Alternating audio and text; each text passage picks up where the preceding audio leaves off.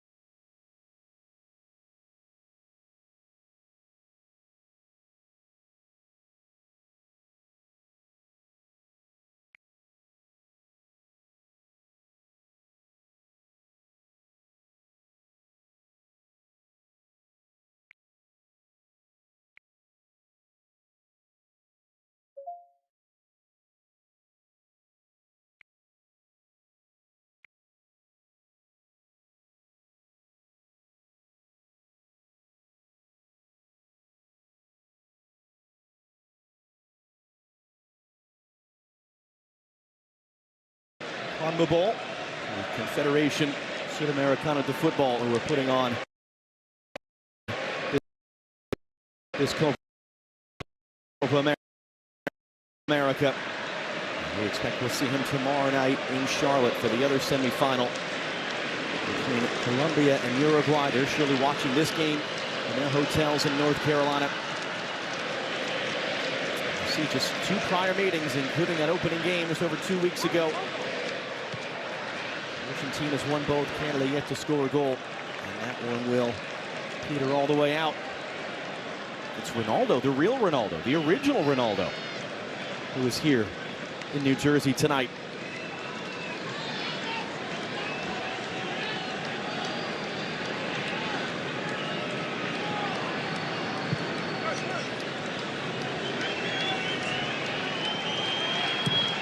Yes, going long. Schaffelberg knew he was offside.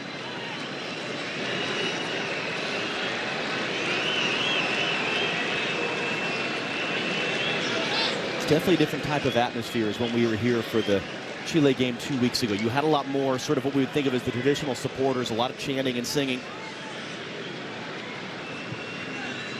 You wonder if it's just the crowd as well that wants to see their team get going a little bit here and give them something to start cheering about. It's been a slow start for Argentina. That's a great ball around the corner there.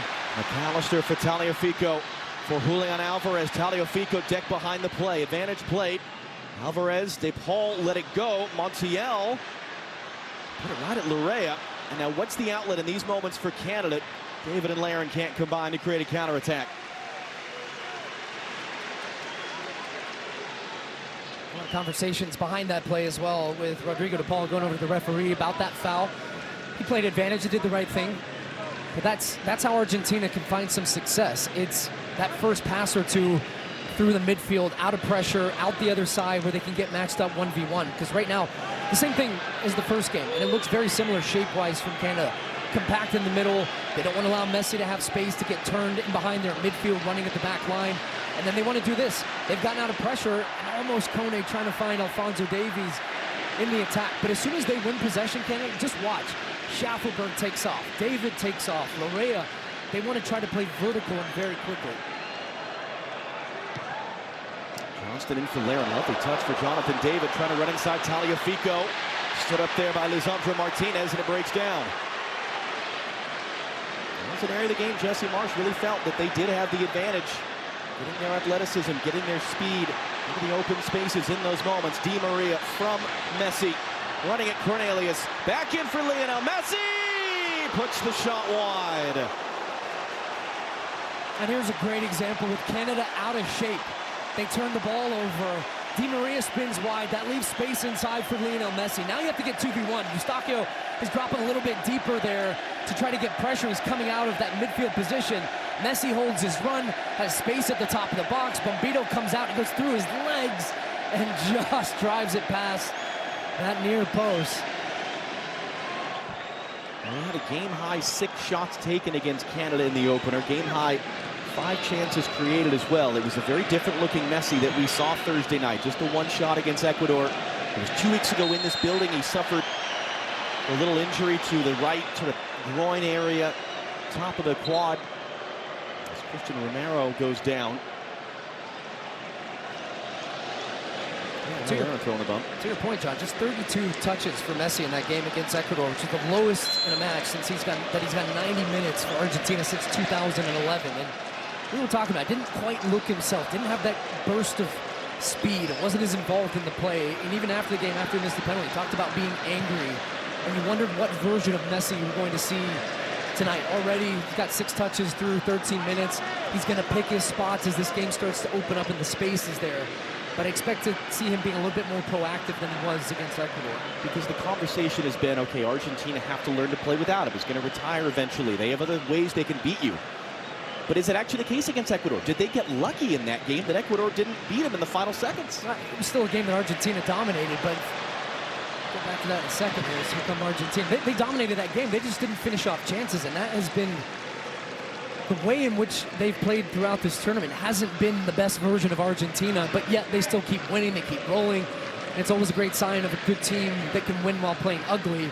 But this is normally the part of the tournament now where they start to really ramp it up. And we saw that in the semifinals of the World Cup. It's 3-0 against Croatia and the game against France. And I'm interested to see what we see as this game goes on here against Canada. Davies did well to get away from Di Maria. Eustachio couldn't steer that further enough for Schaffelberg. De Paul, great little clip for Di Maria. Trying to play it back inside for Messi. Davies intercepted. Moise Bombito of Colorado Rapids, one of 9 current or former MLS players on the field for Canada, was there to intercept. And now Ismael Kone, formerly of CF Montreal, bringing it forward. Jonathan David. Julian Alvarez, great defensive work there, coming back to poke it away. De Paul. Line for Di Maria.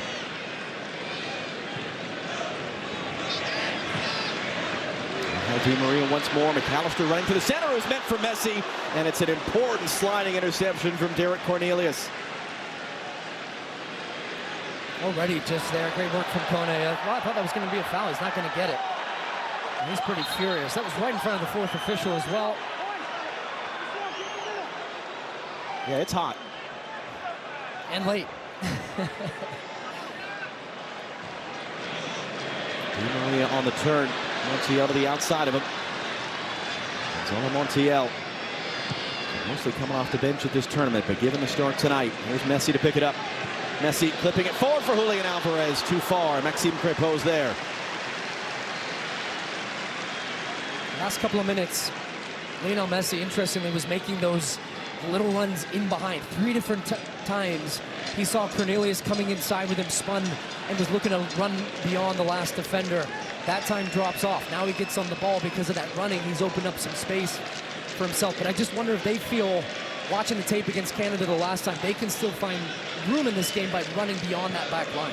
Quarter hour gone here at East Rutherford, New Jersey. Lionel Messi still has not scored a goal in the 3 games he's played at Copa America. The last time he went 4 appearances for Argentina without a goal was 5 years ago, 2019, at Copa America. That includes the semifinal loss to Brazil, the only time Argentina have ever lost a semifinal match at a Copa America or a World Cup. Messi cuts it back, finds the space, clips it in for Alvarez, knocked away by Eustachio. Johnson had to get rid of it quick. David had to get rid of it quick. There's space there for Kone to run into. Jesse Marsch waving his arms. And now Kone on the run. Larin in the middle. Schaffelberg as well. It slows up. Larin picks it up. He's got Schaffelberg. It's beyond him. Oh, it's a great idea, though, from Canada. First of all, great ball out of pressure. Running from Kone from the middle of the field. You can see his physical capacity just to open up the legs and run. And then it was a difficult one. It was behind Kyle Larin, so he's trying to find Schaffelberg, who had to recycle his run to stay on side. Those little moments, though, we're talking about just the early half opportunities that Canada have created here. You don't get many chances against an Argentine defense, and you have to start to take advantage. Here they come again. Davies on the run, in for Jonathan David. Can he get back to it? He can. Back to goal. That's behind Larea's run. Davies, who started the play with a tackle, trying to find space for a shot. Davies blocked. Julian Alvarez for De Paul. Oh, what a ball. Back for Julian Alvarez, and he's trying to catch Maxime Crépeau off his line in the way that Solomon Rondon did. He was off his line there and gets lucky that Julian Alvarez miskicks this one just slightly. Great idea from Alvarez because he had a run from McAllister on the left. Crépeau was off his line at the top of his box, and he's already been chipped once in this tournament. Listen, Jesse Marsch said to us last night, I'm not teaching these guys to play to not make mistakes. Maxime Crépeau made the right kind of mistake to have that high of positioning that he got beat by Solomon Rondon in that goal. Here's the question, though. If this is a different type of team, is that just a quick foul the instant Argentina win that ball, and we don't even have a conversation about Crépeau's position? For sure, but I would say it was a wonderful ball by De Paul to find that little slip pass to beat 3 Canadian midfielders, couldn't even get close to him. So ideally you can get a foul. That's a big part of this game, is stopping those plays. Larea from David. Larea got around Tagliafico. Did he run out of space? He cuts back the cross. The flag comes up. It's out for a goal kick.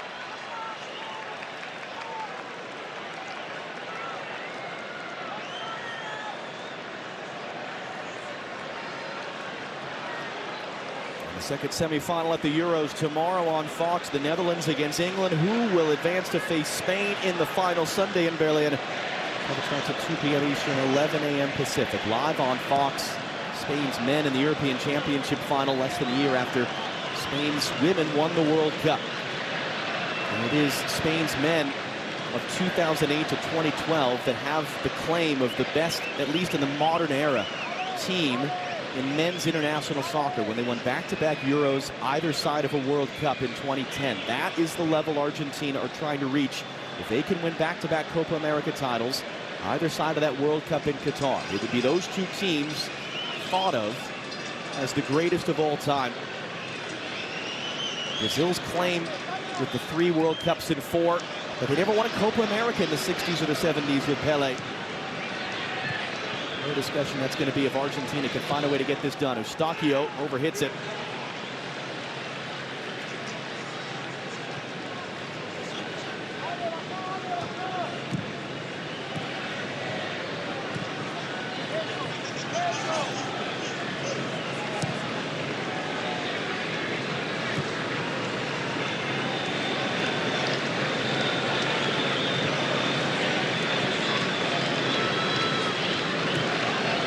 Drops in, hands it off to Enzo Fernandez. Wide it goes for Tagliafico. Johnson was late, but he held his ground. He knocked it away. Tagliafico helps to win it back with McAllister. Messi quickly for De Paul. De Paul crossing for Alvarez, too far in front of him. Tagliafico sliding through. Did that ball stay in play? And the flag has come up. It is a goal kick.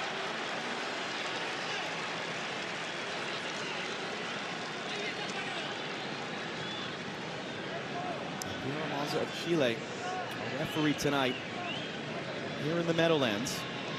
His first Copa America, his 3rd game at this tournament.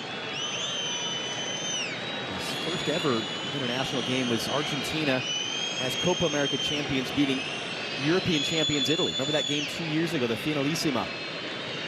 He was also in charge of Argentina's historic World Cup qualifying win at Brazil in November. Laren, great work, Lorea. Romero pulled out of the last second there as Lorea was just trying to draw some contact, and he gives the ball away.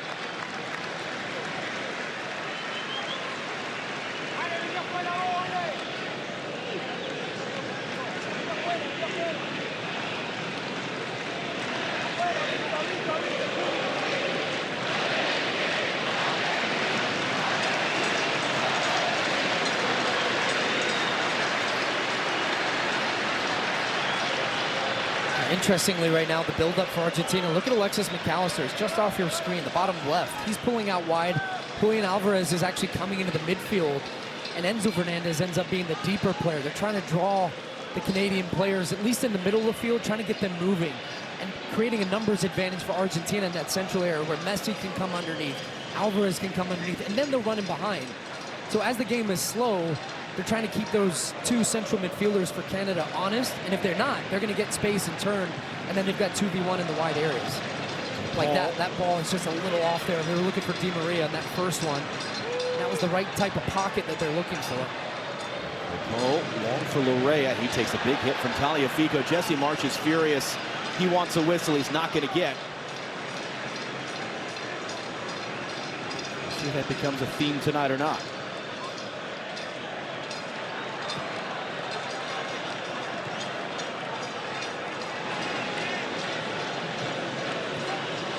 Able to turn. A couple different runners. Meant for Alvarez. Brings it down. Alvarez rides the challenge. Alvarez scores! Argentina take the lead!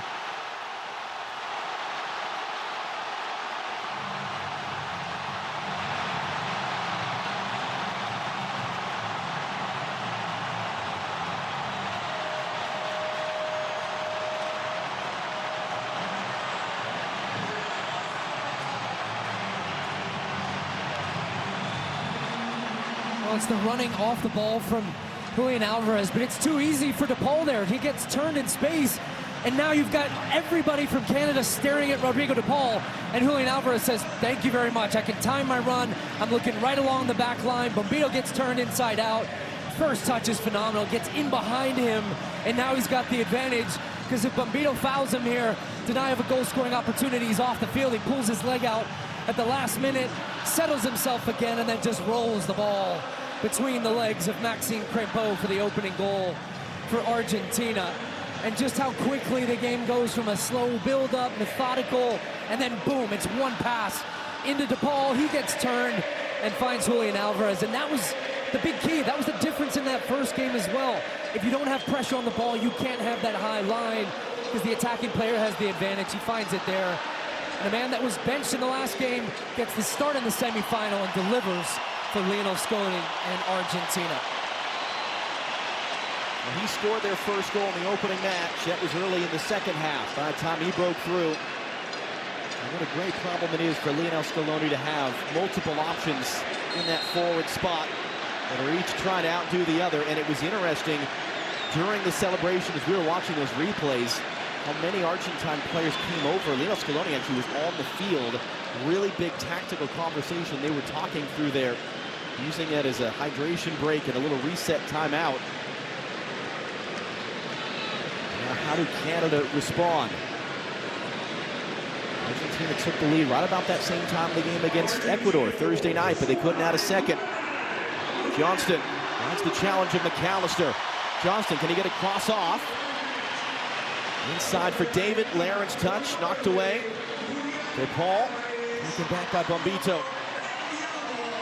And then Johnston looked like he was wrapped up, and this is going to be a free kick for Canada. Alexis McAllister can't quite believe that was whistled as a foul. It's going to be a frustrating goal for Canada to concede after what had been a good start, but that's the difference at this level, right? You can defend well for 23, 24 minutes against Argentina and limit them to opportunities, but that one moment that you're not all together, you're not pressing, you're dropping off, you got the high line, and then just that run, killer pass, and boom, you're behind one goal. Now, can they work a goal here from a set piece maybe? Use this to their advantage to put some pressure back on this Argentine team and level one up.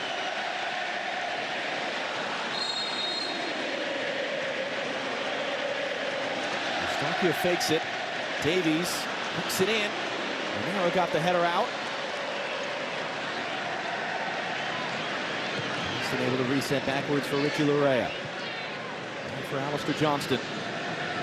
Johnston will cross that one in. Comfortable catch. Well, looked like a comfortable catch for Emiliano Martinez. And look at how much Jonathan David is trying to prevent a quick kick out. And the whistle has gone. The play is dead.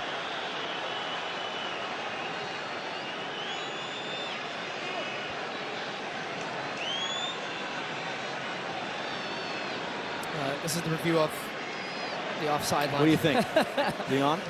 In my expert opinion, he's just onside there. Alistair Johnston was a little bit deep, but that's the back line was disconnected. One of the key words coming in for Canada was balance, and it was the balance between the pressure and something Jesse Marsh spoke specifically to us about in the moments where they got caught in that first match, and that was it. It was that deep running behind. You cannot allow a goal like that and expect to beat Argentina, a play like that. And that's just, it's probably a product, again, of being defending for the majority of this game without the ball, playing transition, hot day, and just not closing enough space. And the quality of the opponent, once again. Not just hot, but the humidity. And there's been a heat advisory here in the New York, New Jersey area, but when it's this humid, you just can't breathe. And that eventually has to wear you down. Do Argentina have the urgency and the intensity to go hunt for more, or will it turn into that Ecuador game where they just try to grind it out?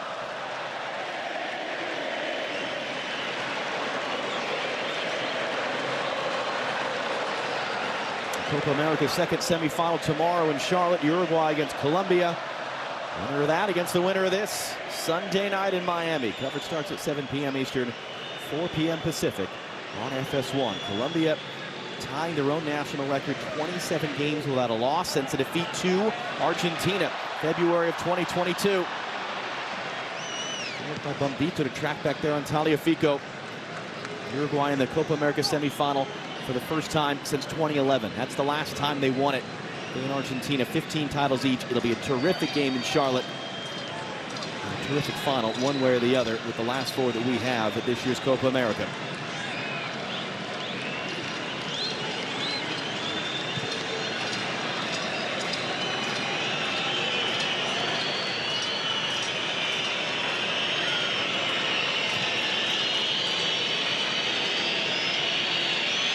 Making a big run forward for Cornelius. He comes cross field instead towards Larea.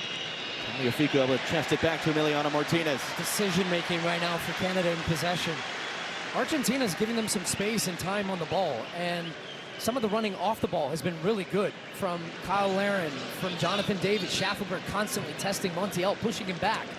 But then when you hit an overhit ball like that and just waste it straight to Tagliafico, you turn possession over, and now you're defending again. So patience. You have to have patience on the ball and use the possession when you have it on a humid day. We'll keep hammering that.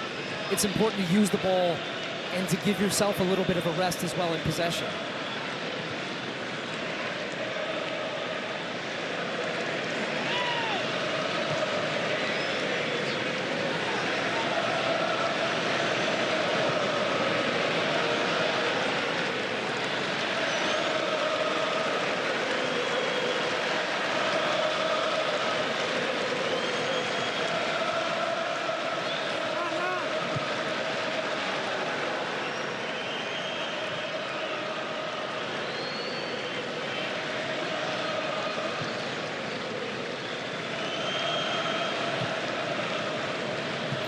Dropping deep to try to start the sequence. Gets it back from Messi. Poked away from behind. Elias knocks it wide. Davies on the run. Too far in front of David. Stocky picks it back up in the middle.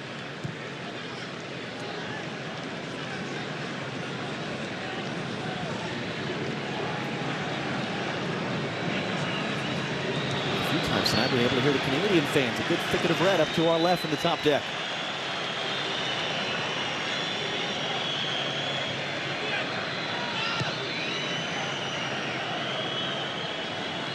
An hour gone here in New Jersey, where 2 years and 10 days from now we'll be watching the 2026 World Cup final. And remember, this was the site of one of the darkest days in Argentina's history, that 2016 Copa America final. As Crepeau gets that away from Alvarez's pressure, the penalty shootout defeat to Chile. Lionel Messi announcing his retirement in the hours after in the back hallways of the stadium.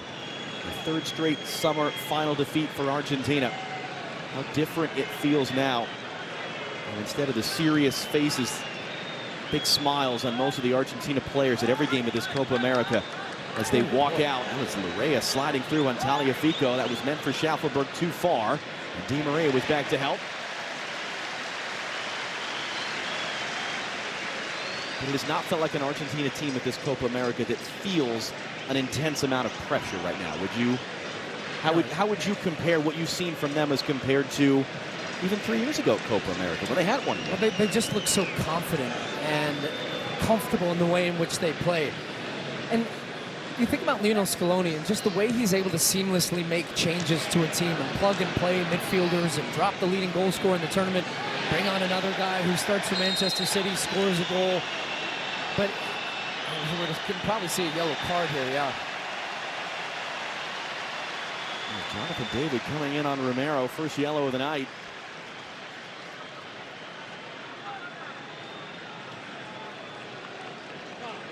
And you know, John, I put so much of that too is down to having won titles with Lionel Messi. It was a team that felt and had so much pressure and expectation, and to win one for Messi. And they won the Copa America in 21. Then they go into the World Cup and they lose the match against Saudi Arabia, but then how that just flipped the switch and they went on that incredible run to winning a title. It almost feels like a team that's playing with confidence and with house money and just keeps saying, we're the best, and we know we're the best. Because Romero's really struggling here. He's still down after that challenge from David. Argentina's bench were hopping up furious about that.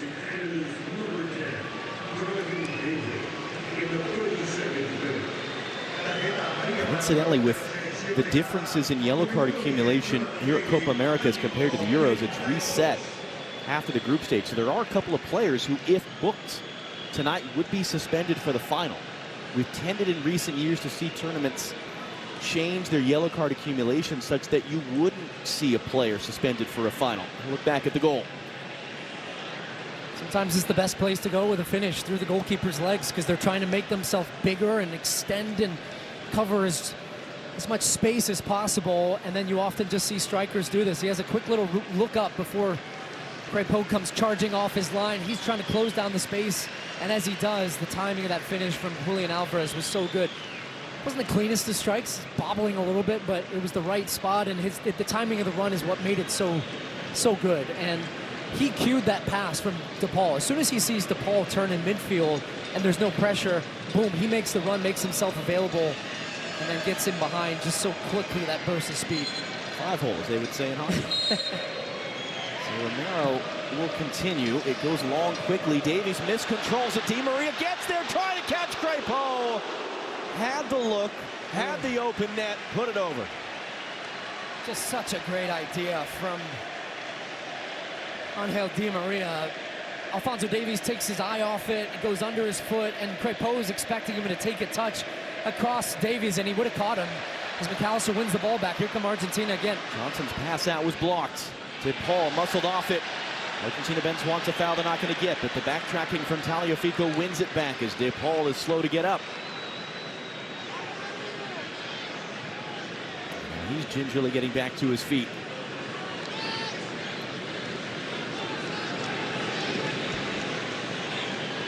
So we got Romero a bit banged up a moment ago. DePaul banged up right now. Messi able to turn to a big pocket of space that he'll run into. DePaul back for Messi. Messi waiting for Tagliafico. Here he is. Tagliafico! That took a block. That's out for a corner. But it's once again Argentina finding combinations right through the middle of the field. And that's the area Canada want to protect, but they're not doing a good job of it so far. Trying to converge on Messi, the 1-2, the movement off the ball. So difficult to stop. That cues now the space for Tagliafico to join the attack. He gets a decent shot off here, takes that deflection. He's aiming for the back post. He ends up skipping out for an Argentine corner, which Messi's going to come across and take. They scored goals off corners at Copa America. That goal that they scored against Ecuador on Thursday was from Messi corner.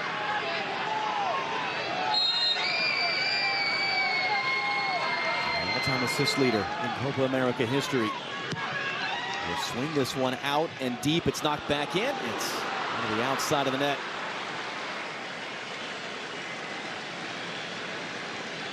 Finds the man that scored the goal off the set piece the other night, Lisandro Martinez, this time on the first one, trying to, I think, head that towards goal. Maybe would have been better served heading it back into a dangerous area where all the attacking bodies were. And the hero of that night was Emiliano Martinez, the goalkeeper for Argentina. For more on him, back down to Jenny.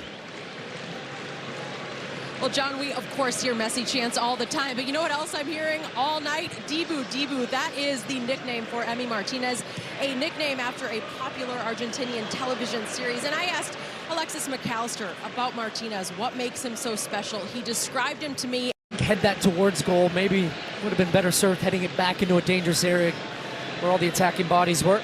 And the hero of that night was Emiliano Martinez, the goalkeeper for Argentina. For more on him, back down to Jenny. Well, John, we, of course, hear Messi chants all the time, but you know what else I'm hearing all night? Dibu, Dibu. That is the nickname for Emi Martinez, a nickname after a popular Argentinian television series. And I asked Alexis McAllister about Martinez, what makes him so special. He described him to me as an animal. His confidence is something he's been showing us for quite some time. John, I'm right behind Emi on the pitch, watching the way he deals with his opponents, with the fans. It is a show in and of itself. I feel in some ways Emiliano Martinez is your spirit animal, Stu, just because that personality that shines through. How much of a difference does that make to have a guy? It's not just the antics. The guy backs it up. He delivers. He delivers. That's the most important thing, and that gives him and his team confidence. And you heard the studio crew talking about it after that penalty shootout win against Ecuador. What a feeling as a penalty taker on his own team. We got Romero a bit banged up a moment ago. DePaul banged up right now. Messi able to turn to a big pocket of space that he'll run into. DePaul back for Messi. Messi waiting for Tagliafico. Here he is. Tagliafico! That took there to pick it up, but that he has the confidence. He's going to give you one. And in that game, he gave you 2 saves. But just so commanding, and the most important thing we always talk about is his ability to make that big save when it matters.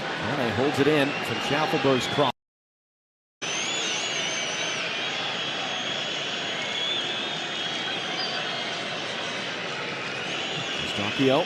Davies made the run infield. The pass was just errant. It was off target, and it's given away. After a really good spell of possession for Canada as well. And it was a good spot. That's what you need to try to break down this Argentina defense. And Alphonso Davies has come a long way inside to try to unbalance the opponent and create a numbers advantage centrally, but as has been the story for Canada. Gonna fall for Larin. It was just behind the run of David there. Same thing though, right? Just a game of nearly for them. It's been when that opportunity's there, the pass is too slow, the pass is a yard the wrong direction, the finish takes a little bit too long, and that's been the trouble. They've gotten in some good spots.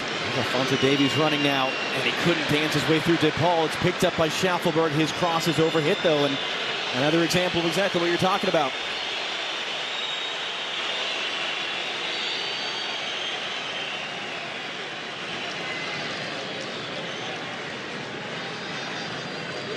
Are you surprised at all how slow this first half has been? Because we think about Jesse Marsh coach teams, high intensity, high press, create chaos. A couple of things on that. Early in the game, it was there, and it's no surprise because that's when the players are the freshest. They're right into the game. Argentina were a little bit open defensively, weren't necessarily dealing with the first ball and then the speed, and they were opening the game up. A couple of things since then. Now Canada clearly tiring in the game, trying to press in moments, settling deeper and deeper. You concede that goal. Argentina have possession, and they just don't have that same oomph. And they need to find a way to still... The rest defense is something Jesse Marsh talks about all the time, and being active.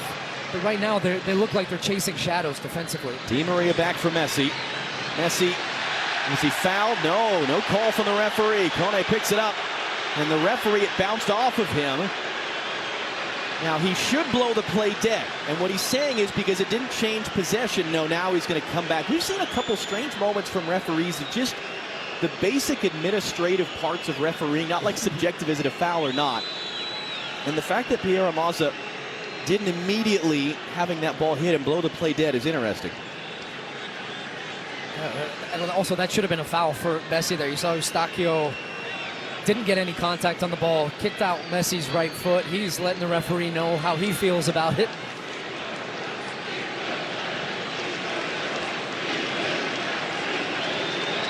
5 minutes to go in this first half.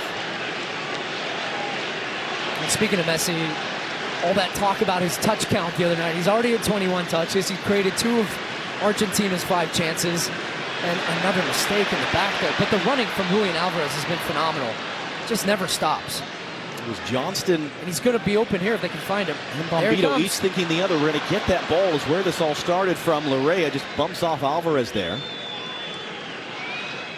Touch count aside, just give me your eye test impression of Messi tonight as compared to Thursday. Much better, much more comfortable. And then the other part is, when I was watching him in the Ecuador game, there wasn't as much space in the middle, so he was drifting out wide to try to get on the ball, and they couldn't find ways to get him on the ball. Today, he's staying a lot more central, and he's finding that gap between the midfield and the back line and forcing Bombito and Cornelius into a decision. Here he is again. That's the spot. Now he's able to get turned and play these little balls in behind. He's going to spray it out wide. So this is more the Messi we're used to seeing in the early parts of this tournament before he took that knock. And able to chase Argentina back. After that ball out wide to Tagliafico. DePaul put it right at Schaffelberg. Canada want a foul. They will get that foul.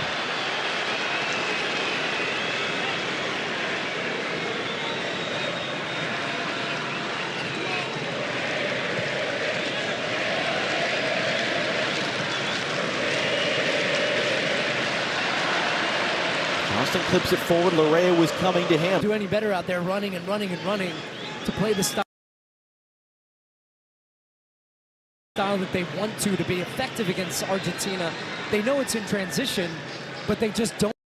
Every game, 6 have played every minute. There's been very little rotation, and they had one fewer day of rest because their quarterfinal was Friday. Argentina's was Thursday.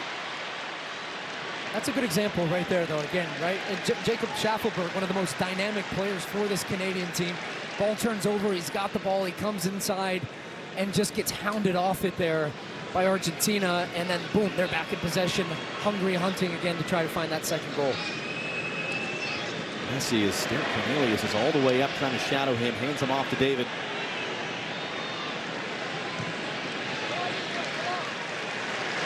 Emi Martinez, who scored his first career goal for Argentina against Ecuador. It's given away. Kone, that was meant for Larrea from Larin. Another promising moment for Argentina to counter into. And now it goes long. Di Maria got in behind a Davies. Cornelius comes across. Di Maria brings it down. Di Maria. Alvarez leaves it for Messi. Messi cutting in. Messi puts it wide. Oh, so close. Now watch Angel Di Maria's movement here. This is just textbook high-level winger play. He checks short. Alphonso Davies bites, spins in behind him, creates the space, gets the ball, and then just cuts it back to Messi, who shapes up as you would expect on the left, chops Johnson, and then goes for the right foot. But a good job by Bombito at the end there, because he didn't bite and open up a window for Messi to go to the far post, and that meant that he had to drag it towards the near post where the angle wasn't as good. And still searching for his first goal in this Copa America. But it feels like it's going to come tonight. Sunday on Fox, the Summer of Stars comes to a close. We begin the day in Berlin. It's the UEFA European Championship final at 2 p.m. Eastern, 11 a.m. Pacific. Then that night, the Copa America final from Miami, 7 Eastern, 4 o'clock Pacific, live on Fox. What a day that's going to be. What a culmination to an incredible 2 tournaments on 2 different continents that it's been so much fun for us to watch, let alone get to be a part of. And who will stand tall as the champions of Europe and the champions of the Western Hemisphere in this combined North and South Copa America by the end of the night Sunday. Looks like we'll have 2 added minutes here at the end of this first half. Julian Alvarez, second goal of the tournament, put back in the lineup tonight. They called the assist midway through this half. And as Johnston thought he had won that ball, it's whistled for a foul, and indeed, 2 minutes still to go in this half. Argentina out-possessing Canada, out-shooting Canada 6-3, and yet it's a 1-goal game. And that's going to be interesting to watch in the second half. Can Argentina find that second goal that they couldn't find against Ecuador that kept them in it to the very end? Montiel for Messi, for Di Maria off of Davies' header. Di Maria couldn't get across away at first, cuts it back in. Messi peeling off. De Paul, it's too far in front of Messi. McAllister picks it up. Messi trying to chip, and it's over the top. I think he wanted this one just a touch softer on the layoff so he could take it first time. It comes too hard back to him from McAllister. It means he had to take that little touch and then tries to lift it to create back post. But he's just buzzing around when the ball is in and around the box because he knows they've got space, the time. They're getting in behind, and they're wearing down that back line ever so slowly throughout this first half. And for Canada, this first half whistle can't come soon enough. And the fourth example of this half, at least, where clearly it was a talking point for Argentina last couple of games. Canada's goalkeeper, aggressive positioning off his line, trying to beat him that way. Maxime Crépeau has come in with the most saves in this tournament. Third best quality of saves based on the statistical data. And this is interesting. You've got the center backs coming forward, Cornelius and Bombito. Alistair Johnston, it's very slick, it's very humid. Can he get good traction on that ball to get this one in deep? He does. It came off an Argentina head. David saved by Emiliano Martinez, who made himself big in his near post, and it's out for a corner. Yeah, here's the thing. If you're not creating chances from open play, when you get these rare opportunities in Argentina's half, why not throw bodies in there, try to create moments like that? It skimmed off ahead, and great anticipation there from David to get to that near post. But once again, Martinez is big and blocks off all the space. But perhaps last chance of the half here for Canada from this corner. First save of the game for either goalkeeper. We're into the third added minute. Schaffelberg sets the ball. And a little bit of a bump off the ball. I still think they should be playing this short here. It's only Messi that's really out, and then the player will come off the near post, but you can play 2v1. Argentina's bench is trying to signal someone. Do it. Yeah, they're doing it now. Kone picks it up, comes back. Schaffelberg, that took a block. That was Julian Alvarez, and now they got to be careful the other way. Davies is back there, job still not done. Crépeau goes long, and a promising moment comes to nothing. Just too slow. And we've said that a lot, haven't we, as we send you back to Robstone in Los Angeles. 45 minutes down, 45 to go here in the Meadowlands in the Copa America semifinal, where it's Argentina 1, Canada 0. The Copa America 2024 halftime show on FS1 is presented by BMW. Rob Stone back in studio with you. Argentina, remember, 0-0 at the break with Canada in the Copa opener. They're currently up 1-0 at the half this time. Coming up, we're going to take a look at Julian Alvarez's goal. We'll show you how Emi HAWK made Euro history in Spain's semifinal win. Plus, we've got a report from Dortmund ahead of tomorrow's Netherlands-England semifinal showdown.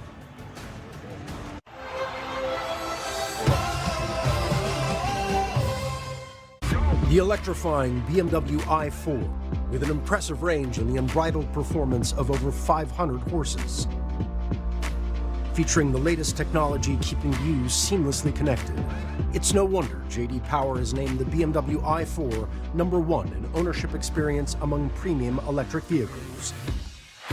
BMW, the ultimate electric driving machine.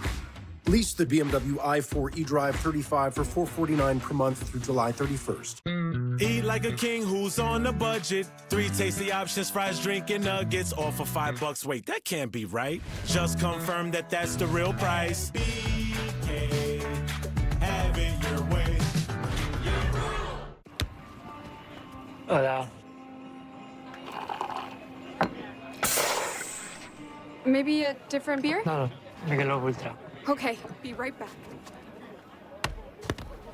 I can't wait a moment more.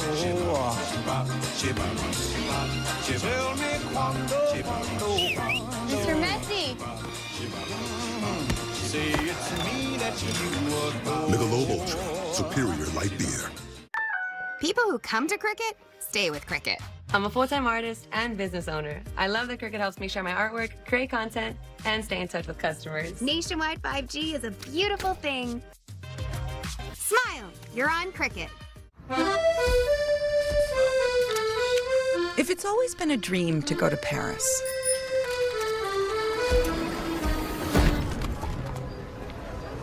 why stay in a hotel on the touristy side of Paris? Get an Airbnb on the Paris-y side of Paris. It was all a dream. I used to read Word Up magazine. Salt and pepper and heavy D up in the limousine. Hanging pictures on my wall. Every Saturday. The Summer of Stars continues tomorrow with live coverage of the Euro semi-final on Fox. You're unbelievable. Applebee's mozzarella sticks are just 50 cents for a limited time. You're so unbelievable. Now that's eating good in the neighborhood. I feel like I lose track of at least $500 a month. Maybe that's because you still use spreadsheets. Haven't you heard of Rocket Money? No, but you're probably going to cut me off and tell me about it. It's an app that automatically tracks your spending in real time, lowers your bills, and finds and cancels sneaky subscriptions. Sign me up. Stay on track with your finances and download Rocket Money today. Hey there, stop changing channels. I'm out here in the woods, and you gotta see this. It's the new Patriot Power Generator 2000X, a solar generator worth its weight in gold when your power goes out, with double the capacity and expandable so you can run your fridge even longer. It's fume-free, safe to use inside, and never needs gas, ever. Plus, you'll get this solar panel free. Go to 4patriots.com and do it now. Get your solar generator with free shipping and free panel at 4patriots.com.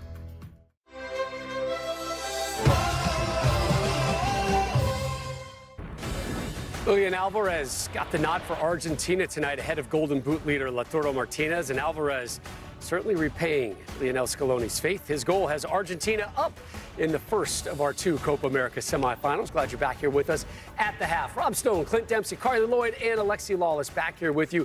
Canadian manager Jesse Marsh said ahead of this one, this will have to be the best we've ever played. The Maple Leafs, a solid start, but not enough so far against the world champs as we take in your first half highlights. Sponsored by BMW, the OG Ronaldo in the house. Yes, sir. Oh, look at him. Looking good. Ronaldo. Looking good. Anthems, GOAT. Like you said, Rob, not a horrible half from Canada. Opportunities. They knew we were going to let Messi into the game here. Ball at the top of the box. He takes a look. I guess a half chance, but still he just finds little pathways to get the ball and get shots off. He had 3 shots in the first half. And we talked about how important the midfield was going to be in terms of their service to the attacking players, and Julian Alvarez with a great first touch and playing it through the keeper's legs. Great first touch. Did you see? He just puts it right in his if you're face. in the Canadian side, you're going to be frustrated with this. First, DePaul's able to get on the half turn, get his head up. No one's marking Julian Alvarez. He's able to sneak through. Good positive first touch, stays on his feet, and finds it through the legs of the keeper. So he takes this touch, then it puts the player in a situation he has to foul him or concede the penalty, right? Stays on his feet, slots it home. His second goal versus Canada this tournament, 9th of his international career, 44th minute. In Argentina, we're in cruise control at this moment. Di Maria just so active out on that right-hand side, and Messi a lot more active, getting chances on his less favored foot, too, the right. Couldn't get that one in. And right at the end of the half, Canada with a long throw. It comes in, and Argentina lets it bounce, and David just sneaks right in here, and Emi Martinez has to make a save. Right at the end of the half, we saw Jesse Marsh, coach of Canada, screaming and yelling at his players. He was not happy with the way that they finished that half. A lot of screaming and yelling in Spain right now. Check out the scenes earlier today in Madrid. The Spanish, plenty to celebrate. We'll show you why next.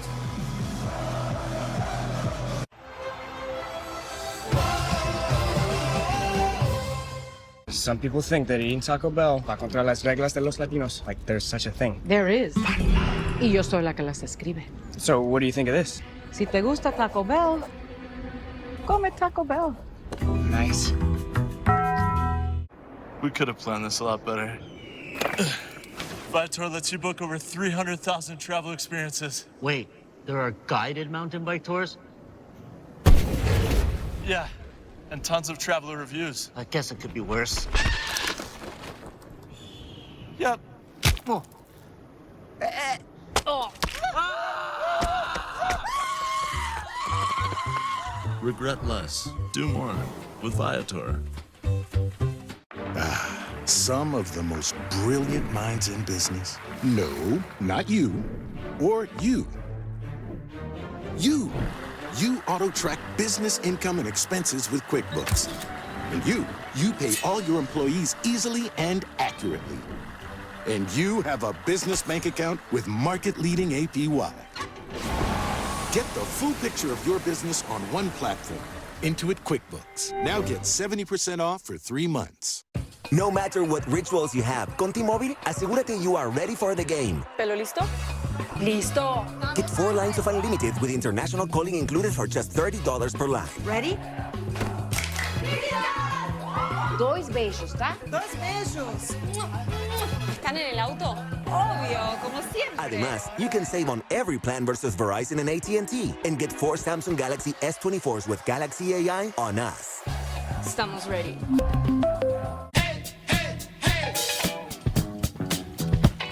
What you got to say? Say hey, hey, hey. New Balance, we got now. With fast and fair claims handling and 24/7 roadside service in the app, you get more with Geico. Just like I can give more constructive feedback to the referee with this two-way radio. Ref, it's Jorge. That's a PK, over. Ref, Roberto here. What's the negative on the PK? Let's do a red card for 11. What? And halftime now, please. Need a potty break. That's a no-go on halftime. Play on. However you fan, get more with Geico. Ref, how about a timeout for Nacho Tots? When it's for the flag, something inside of you ignites. You may feel like you've given everything, but you can always bring more. You bring the heat to CONMEBOL Copa America 2024. Degree brings the 72-hour nonstop protection.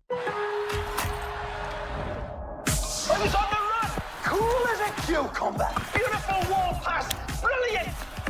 Defense the defender!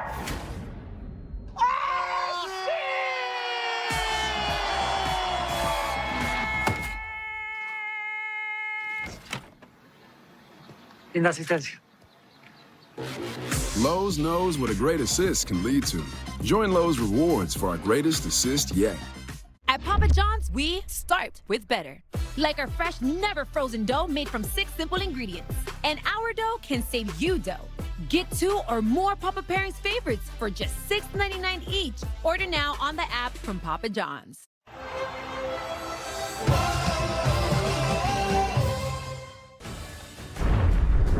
The Copa America 2024 halftime show on FS1 is presented by BMW. Spain punched their ticket to the Euro 2024 final today, taking care of France 2-1. How about this strike from the 16-year-old Lamine Yamal, the youngest scorer in Euros history. And these were the scenes at a watch party in Madrid. Spain fans also did plenty of celebrating in Munich, Germany, and they are just one step away from capturing a record fourth European crown. Spain will face either the Dutch or England in Sunday's final. Those two square off tomorrow in Dortmund, live on Fox. And for the latest ahead of that one, here's Jeff Shreves. So, Rob, should the Netherlands get past England here in the semi-final tomorrow night, Ronald Koeman has got his wish, facing Spain in the final. However, it was a bad day for the Dutch today. A cancelled train meant they had to get a flight. They arrived much later than planned and missed their press conference. No such headaches for Gareth Southgate, who said for the first time in the tournament he has all 26 players fit and available. So, will England be in the final for back-to-back Euros, or will the Dutch break their hoodoo, having lost their last 3 consecutive semi-finals? We'll find out tomorrow night. Back to you, Rob. All right, Jeff, thank you. Argentina here halfway towards reaching their second straight Copa America final. The final 45 from New Jersey on the backside.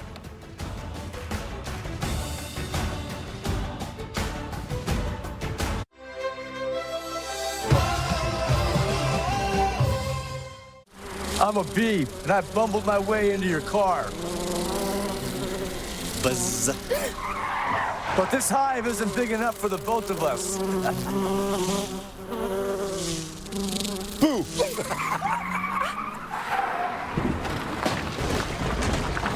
Oh, wow, what a buzzkill. And if you don't have the right auto insurance coverage, Paying for this could really sting. So get Allstate, save money, and be protected from mayhem, like me. Why is it most places ask you want to add a drink to that and never, what do you want to add to that drink? Meet Tia Saborita, our chief flavorista. A drink is only as good as the sabores inside.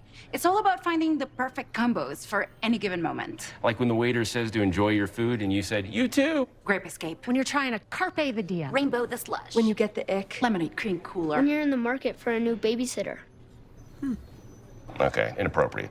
Live free. Eat Sonic. if you want to live free, Every Saturday, your game is on Fox. Because if baseball is as American as apple pie, Monster Shot! Then Fox Saturday Baseball is one heck of a slice. Sit back and make some room for a big old helping. Boom! Goodbye! Come on, it's Saturday. Welcome to StockX, where we believe in sneakers for everyone. From the greatest grails to the latest trends, every sneaker you want is here. Our real-time marketplace offers data on every sneaker, ensuring you always know the StockX market value of whatever pair you're after. Plus, you can trust that every order is StockX verified, backed up by our buyer promise. Start sneaker shopping with the millions who already know.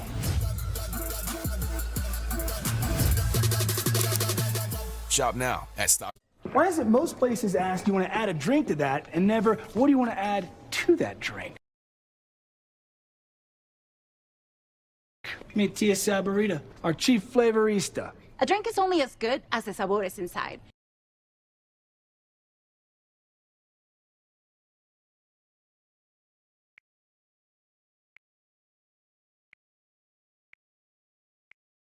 It's all about finding the perfect combos for any given moment. Like when the waiter says to enjoy your food and you said, you too. Grape Escape. When you're trying to carpe the dia. Rainbow the slush. When you get the ick. Lemonade cream cooler. When you're in the market for a new babysitter. Okay. Okay, inappropriate. Live free. Eat Sonic. if you want to live free, Every Saturday.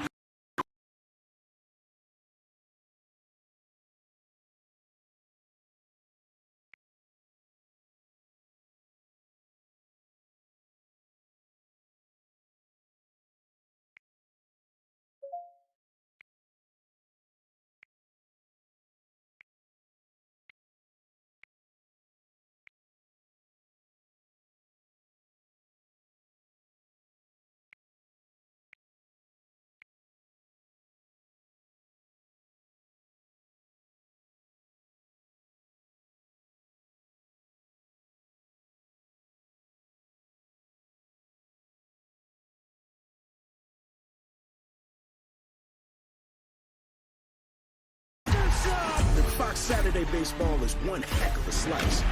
Sit back and make some room for a big old helping. Boom. Come on, it's Saturday. Welcome to StockX, where we believe in sneakers for everyone.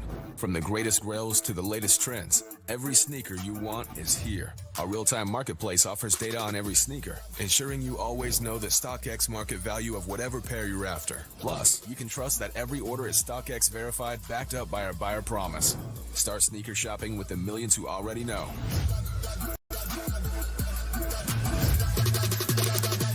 Shop now at StockX.com.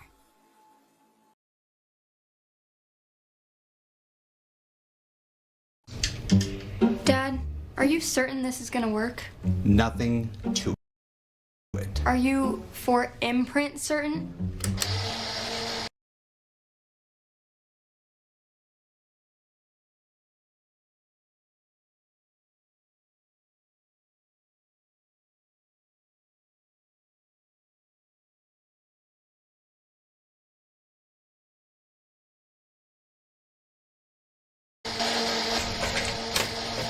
Certainty matters, like the certainty of 4 Imprint, your home for high quality. It was 0-0 at the break, and they banged in 2 goals, including one pretty quickly after the halftime whistle.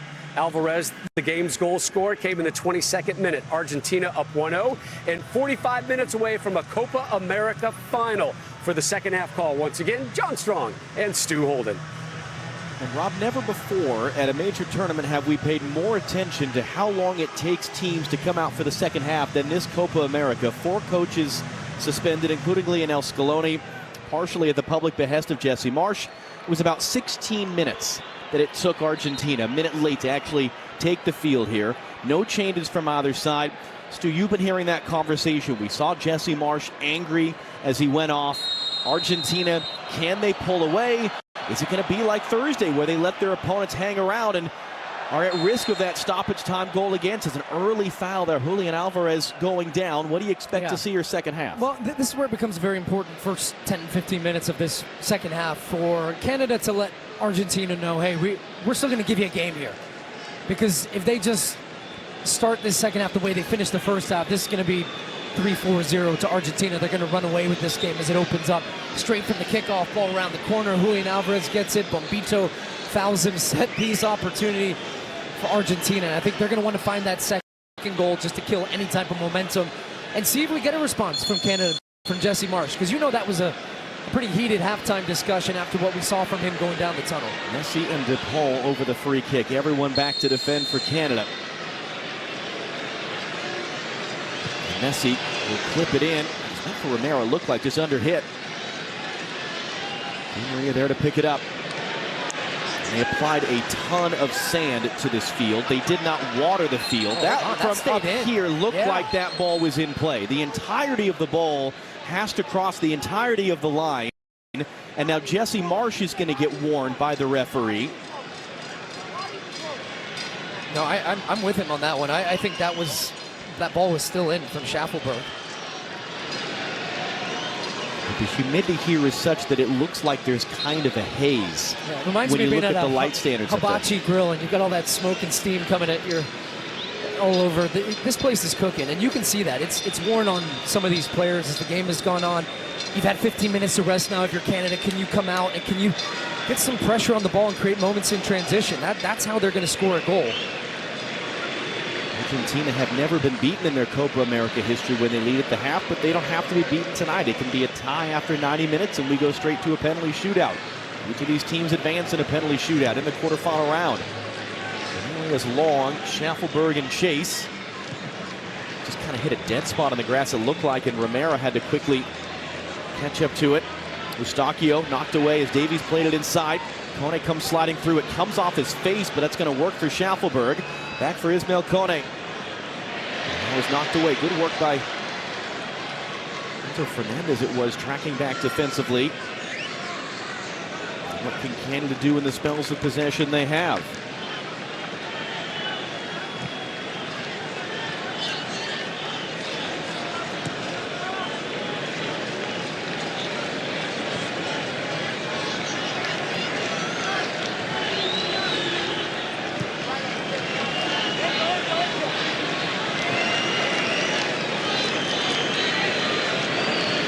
the second time tonight, Derek Cornelius just did not have his eyes on the ball and it skipped underneath his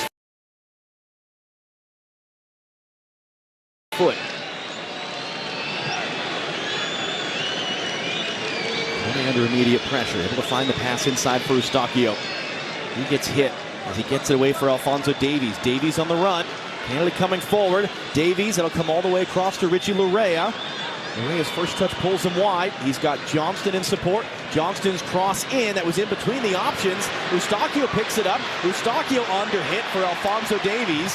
And then Di Maria smartly just plays it off Davies out for a throw. I thought Eustachio was going to take that one first time. Should he have? Yeah, absolutely, because the chance was gone on the second one. This is the one that the ball, oh yeah, it stayed in. Look, you see how it was actually starting to go out, and then the ball ended up in that little ridge of the end line and stayed in. So yeah, now Schaffenberg had a lot of work to do from there, the halfway line, but I think it speaks to the wider frustration that Jesse Marsch had in that first half. And thankfully the referee didn't give Marsch a yellow card for complaining correctly about a missed call, which we have seen. Tagliafico able to find exactly the right pass for Alexis McAllister. In a moment, it looked like he was under pressure. Messi dummies it for DePaul, who hands it off for Di Maria. Di Maria returns. DePaul cuts the cross in. It was blocked, and Argentina have a corner.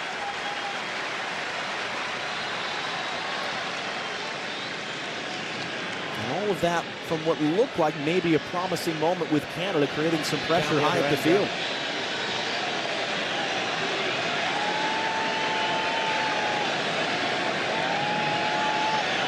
Messi will walk over to take. Now this was the type of setup we saw with an in-swinging ball from Messi, where they had McAllister run across the near post, flick it to the far post. I wonder if they try, doesn't look like the setup's quite as similar. They're actually stacking on top of Craig Poe. He's gonna try and bend it on top of him. And at that near post, Eustachio's there to head it away. Because we've seen about once a game Messi go for the Olympico goal. That's the one thing he's never done in his career. Messi has it back off the throw, in for DePaul, able to turn, no one there, cuts it back into the middle. Kone, first touch, only as far as Gonzalez. It's in, it's Enzo Fernandez who puts it in. Now Canada's arguing they want offside on that. Yeah, it could be offside here on Messi. We'll see at the end of this one, because I think Messi might get a slight touch on this as the shot comes in. But as it stands, second goal for Argentina. Great work from DePaul initially. Let's see where all the players, does Cornelius step up just in time?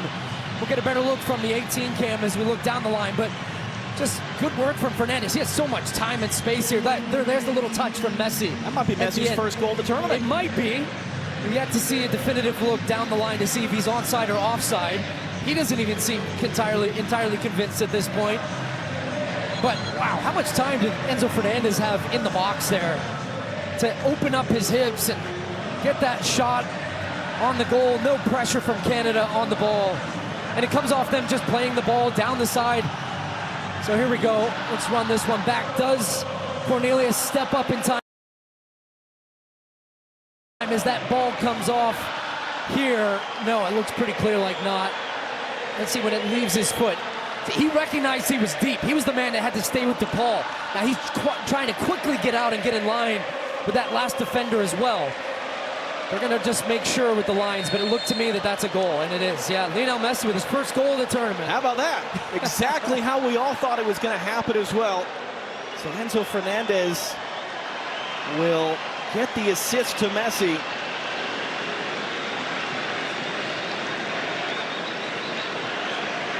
And boy, more frustration for Canada. A sequence that began with some high pressure up the field. Not the type of goal. If you're going to get beat by Argentina, get beat by something great, something beautiful, something unstoppable from Messi. And just enough of a redirection in front of Crepeau. 109th goal for Argentina. More than any other man in South American history. His 14th at Copa America. 3 back of the all-time record in the tournament's history. There's Messi on the run again. Kone with a big tackle. And how much of a backbreaker is that for Canada to concede early second? That's what I said. First 10 minutes, you got to set the tone. And the reality was, it comes off their best chance down on this end of the field. Second half, the fans right now saluting Messi, Messi, Messi. But then Argentina win the corner. They get the first one. It recycles, comes back to Messi. He plays that little slip ball. Good work from DePaul. And then you find yourself down 2 goals now against the world champs in the humid setting tonight. You got to chase the game. Space is going to open up. Kone looks like he's picked up a little bit of a knock. Looks like Canada getting ready to make 2 subs as well. Liam Miller being 1. Kone, the 22-year-old, brought back in the lineup. Goes down. Here's the goal again. That was such a good turn, by the way, from Rodrigo to Paul, and then a pull clearance from Kone. But Enzo Fernandez did a good job just keeping that on target. Slightest of touches, and ends up coming off of Maxime Crépeau's face at the end of that. But even just that misdirection there was enough and made it so difficult for him. He might have had a chance because he'd anticipated to the left. I'm sure not the way Messi had expected to open his account, but it doesn't matter. And he's in the right place, right time. It's such an important touch to put that one in the back of the net. Canada had Ali Ahmed and Liam Miller ready to come on, and that was before Ismail Kone went down, and Jonathan Osorio was scrambling back in, taking a picture with the GOAT. And so this might end up being a triple sub. We'll see. They put Schaffelberg's number up. Jacob Schaffelberg is off. They put Richie Larea's number up, and Larea is off.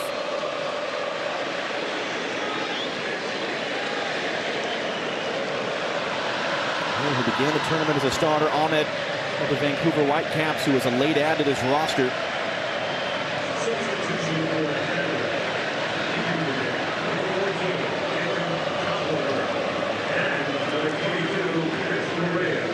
Just one more look. This is the point that it comes off his foot. You can see that Cornelius just recognized, I had to get out, He knew what was happening. He tried to draw Messi offside, couldn't get it close enough to him to make the tackle on him, so tried to draw him offside. The run seemed to have been timed just to perfection there. Well, for Messi now, over the last 2 years, it's 28 goals in his last 25 games played for Argentina. That's actually unprecedented in his career. He's never had a stretch like that, averaging more than a goal per game over such a long period of time. He scored in every knockout stage game at the World Cup. And I guess that's the question, and we talked about it a little bit the other night. There's been so much discussion about Cristiano Ronaldo, what he means for Portugal, what his level is. As it goes long from Montiel, and Crépeau will come all the way out to get it. Ismail Kone has retaken the field. They're going to hold this up for now. Why is it that Messi has continued to still be as effective as he has over the last 2 years, and even coming into this tournament, he's scoring plenty of goals? The guy still plays at just an insane level. And he's found ways to be impactful without having to do as much of the hard running. And he does the hard running when he's on the ball and his team have possession. He finds ways to contribute defensively in terms of being in the right spots to take advantage when the ball turns over in transition. And also, Messi doesn't rely so much on just pure speed and athleticism. His passing is out of this world. He's one of the best passers in the game as well as scorers. As here comes Canada. Yeah, Romero missed that. Miller picked it up. Ahmed around the outside, and a heavy first touch there. And it breaks down as Jonathan David was on the end of it, but Jesse Marsh at least likes that his team is still showing some life. Yeah, Miller came inside, found a nice spot in behind the Argentine midfield, gets turned. It's been a frustrating watch for some of these Canadian fans that have traveled down in big numbers up in little pockets of this stadium. You see little pockets of red and in and amongst Buenos Aires.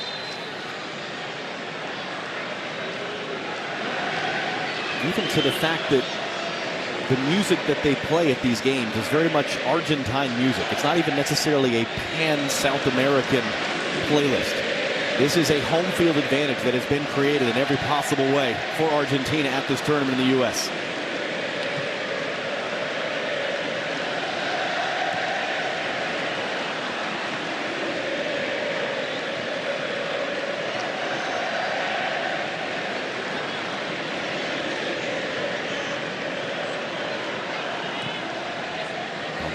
Wide.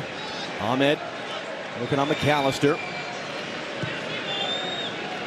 And in saying that, twice at the World Cup, we saw Argentina in a very comfortable 2-0 position completely fall apart against the Netherlands and then against France in the final. And ended up advancing in a penalty shootout. Can they do something along those lines? It was 2 quick goals for France. It was 2 late goals for the Netherlands, 90+11 that they ended up tying it. They hadn't conceded such a late goal until the 91st minute one they gave up to Ecuador on Thursday. Davies trying to play back inside for Liam Miller and just pinged around. Romero, Di Maria, they just make it look so easy, don't they? Paul, short for Messi. And then Messi goes down. Advantage going to be played as Alvarez picks it up. McAllister wanted it in the middle, and now it's going to come back for the foul. That's so deflating for an opponent defensive team trying to... The ball's deep in Argentina's end. They lead out, trying to win the ball back with pressure. 1-2 touch, boom, boom, boom, boom. Get it out wide, and Messi was looking for the 1-2 here with Rodrigo de Paul, and then they had 2 players wide open. Julian Alvarez was on the near side, Angel Di Maria then on the far. Luis Bombito is down. Back to his feet. 24-year-old from Montreal, plays for the Colorado Rapids, one of the revelations of this short Jesse Marsh era. Liam Miller wasn't paying enough attention, and that gave Angel Di Maria the space to pick that one up. It was taken quickly by De Paul. Back for Messi.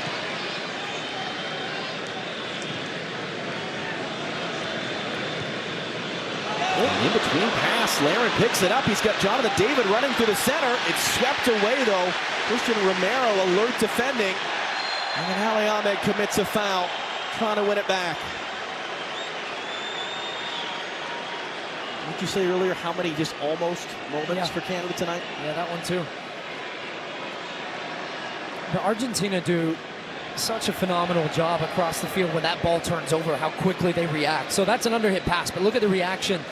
First of all, Romero gets tight, he lays out, Lisandro Martinez sprinting back. They just constantly have bodies around the ball, and even if it's just a little turnover in any part of the field, they look to win it back as quickly as they can. De Paul trying to dance the tightrope that Schaffelberg didn't get early. Jesse Marsh is furious. Alvarez won a control. Alvarez saved by Crepeau, and he covers up his first save of the night. Jesse Marsh's head in his hands. He can't believe that was flagged as still being in play, and they didn't get the call on the one earlier. Ahmed the other way for Canada. Comes back for Kone, who seems to have recovered from the knock he took earlier. Comes inside, they're giving him the space. Kone puts it in the stands. A moment of appreciation for this ball from Angel Di Maria. My goodness, ridiculous. Finding a run from Julian Alvarez between the 2 center backs right over the head of Bombito. That is inch perfect.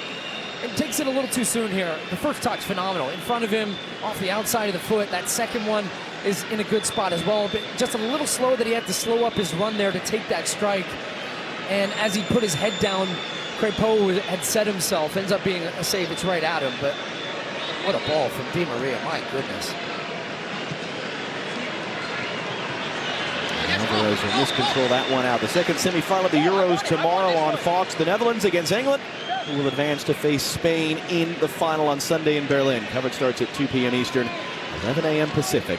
Live on Fox. That was in between Laren and David. And then McAllister picks it up. Trying to try to win it back. He has. It's kept in play by Johnston. Canada coming forward, in for David, lets it go. Laren sets it back. Kone off balance, almost got back to it. Di Maria was there. Now he needs some help on Angel Di Maria, dribbling around in his own 6-yard box. Johnson in a wrestling match, able to win it back on the outside. Johnson trying to charge it in. Oh, look out the other way now. Enzo Fernandez to play, and that's a needed foul. Eustachio saying it's not a foul. He's going to get a yellow card. That's a goal-saving foul from Eustachio there, because Angel Di Maria was wide open at the top of the screen, and he just hacked down Rodrigo de Paul. He knows what he's doing. He's never getting to that ball, and he was just able to clip his ankle there, but it's about as perfect a tactical foul as you're going to see. And you saw the way the Argentine players were yelling at referee Pierre Amaza. There has been a narrative in the South American media that this Canada team are dirty, that they're overly physical in how they play. And yet, we've seen plenty of these games over years at Copa America. Any team, including Argentina, would make the exact same foul in the exact same moment. Even as Rodrigo de Paul for a second time tonight. As Eustachio steps over him. He's slow to get up to his feet. And yet still the referee has not signaled Argentina's training staff to come out and take a look at him.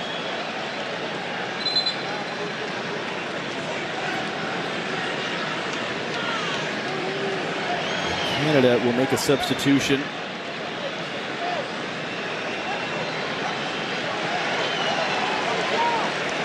As will Argentina. They're going to bring Tagliafico off. And he's one of the players sitting on a yellow card who would be suspended for the final if booked tonight. And Jonathan David will come off for Canada. Scored the goal against Peru that got them into the knockout stage. Kenny Olawashewi of Minnesota United is on. Thought he had scored a goal at one point in the group stage, only to see it called back. Nicolas Otamendi comes on. His 116th appearance, moves past assistant coach Roberto Ayala for 5th most in Argentina's history.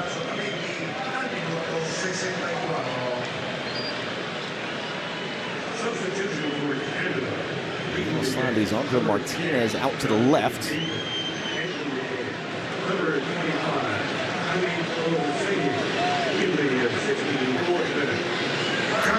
minutes of stoppage time for Canada to try to start a comeback. Bombito. Johnston. Ahmed.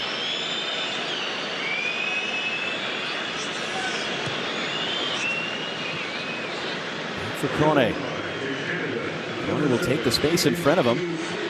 Hands it off wide. Ali Ahmed, chance to cross, gets it in. Emiliano Martinez is there in front of Olawashewi. Oh, look at Messi.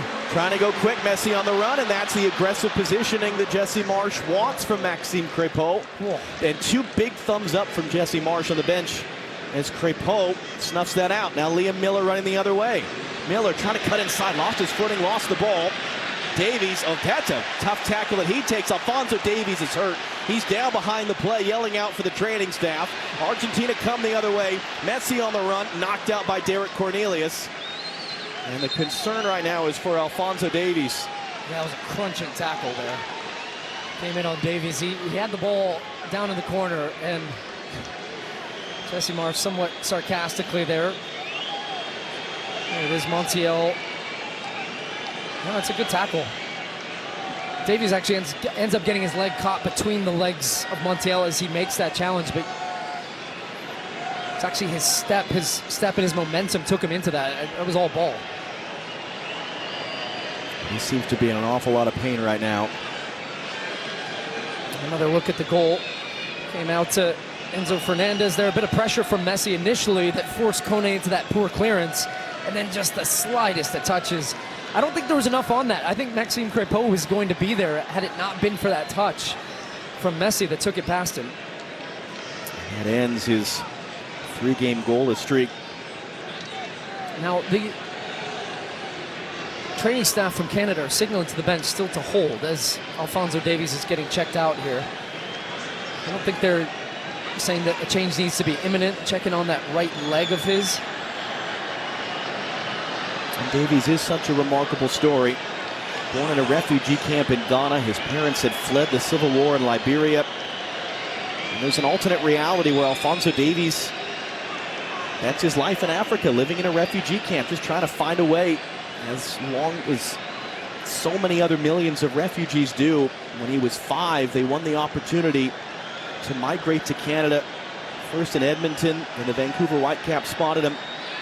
And Davies has become an ambassador for the United Nations Refugee Agency, speaking out on behalf of the 114 million people globally that have been displaced by war and violence and persecution.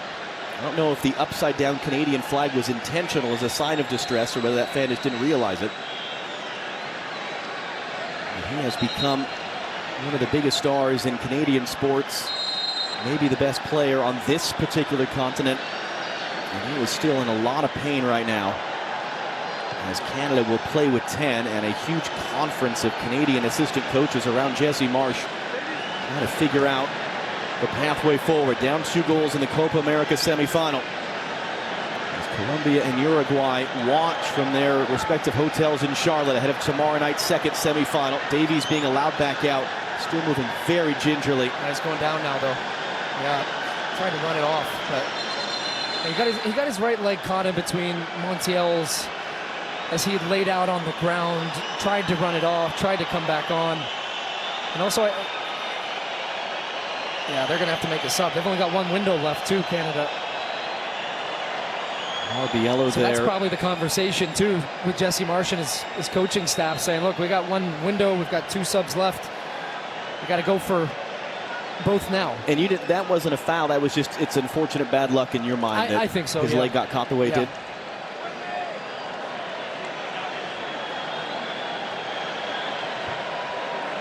And let's see what they do. And it looks like they are trying to grab 2 substitutes to use this last window.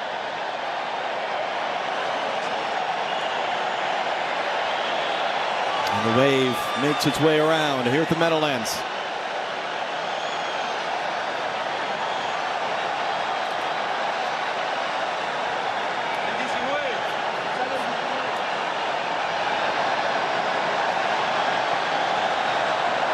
Molina will be coming on for Argentina.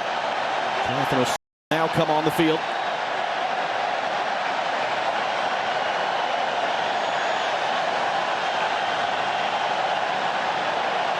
20 minutes plus stoppage time for Canada to do something about this.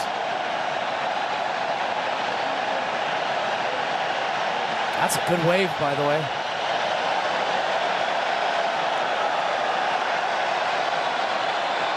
So Montiel will come off for Molina.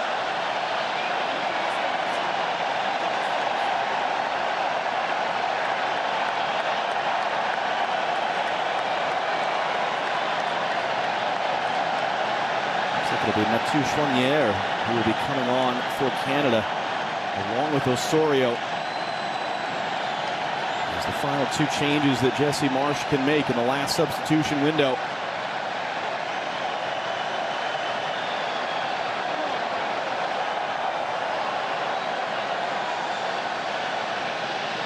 This is certainly not how you would want to see Alphonso Davies' Copa America end.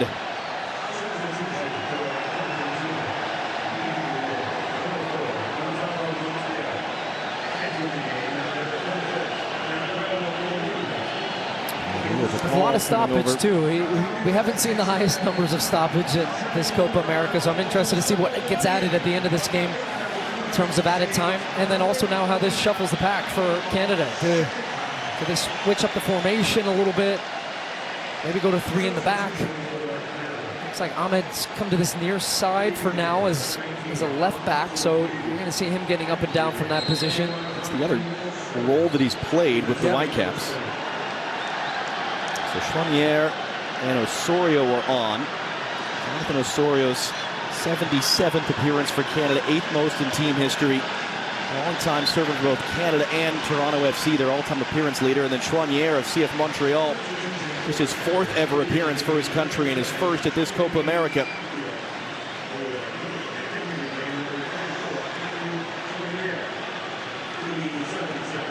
That's Osorio's first touch.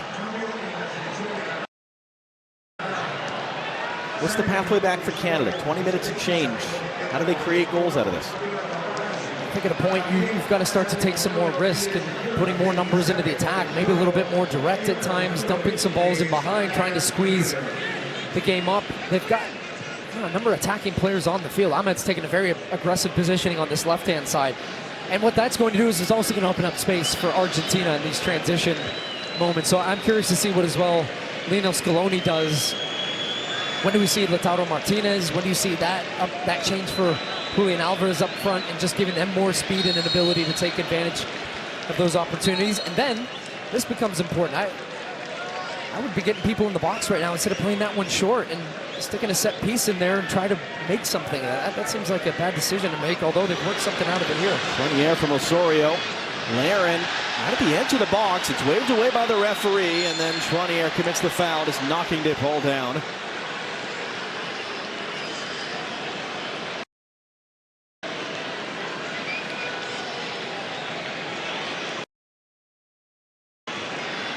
We know that Angel Di Maria's Argentina career will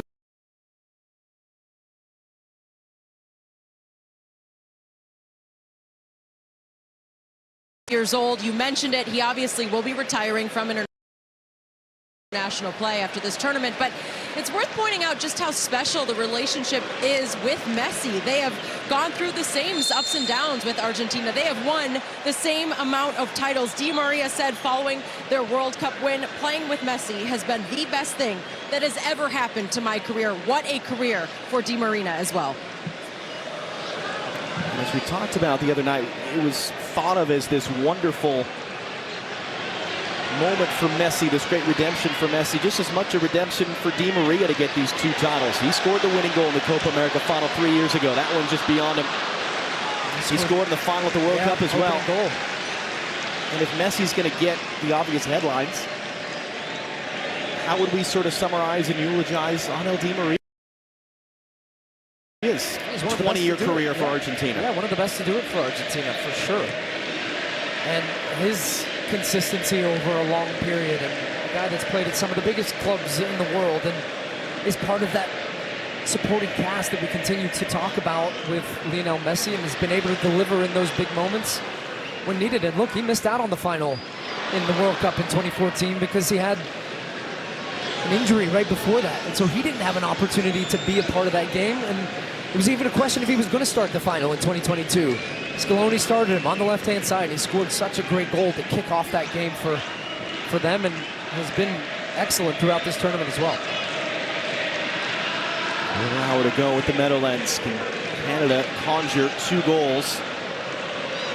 Oluwaseyi there couldn't quite control. He blocks the clearance out. Oluwaseyi getting in. Tronier had a block. It was Osorio, in fact, in for Liam Miller. Can he get a shot away? Miller trying to get back to it for Ahmed. It was blocked, and Argentina just able to rally the troops and circle the wagons there in the key moments to repel that opportunity for Canada. But the opportunities have been there. Ahmed wants it over the top to run onto. It comes short for Kone instead. Kone moves his way around Di Maria, back from Osorio. Kone fires it in. Oluwaseyi couldn't control. Johnson and Bombito almost let the other have it. Liam Miller now wide. Miller for Johnston. Gets there. Otamendi defending. Resets for Miller. Back in for Kone. Osorio. Kone once more. Trying to slip that through for Ahmed. It might have been a handball in there, but a foul first. Canada's bench is furious as Di Maria went down.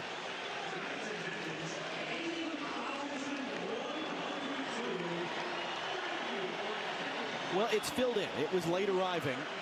It is New York traffic on a Tuesday night, but 80,000 are here. So the foul comes before there, the handball from Di Maria, but the foul came first. I was wondering when we were going to get changes from Argentina, and it seems now. And it comes off the back of a little bit of pressure from Canada building, and I don't think Scaloni would have liked what he'd seen there, and his team getting pinned back and dumping the ball out and defending again. So triple sub on the way. As we say, how many of these substitutes late on would be starters? Yep. For so many other nations at this tournament, including the top scorer at the Copa America, AWK Martinez, who replaces the goal scorer of the opener tonight, Julian Alvarez.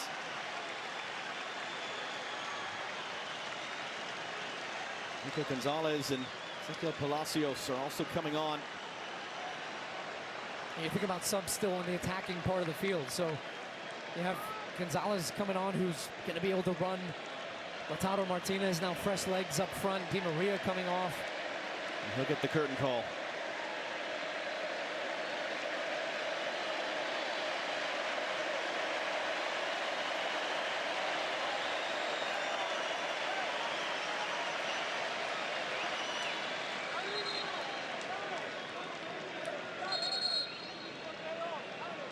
Now, are you surprised, though, that they're leaving Messi out, a guy 2 weeks removed from an injury that clearly had him limited in the quarterfinal?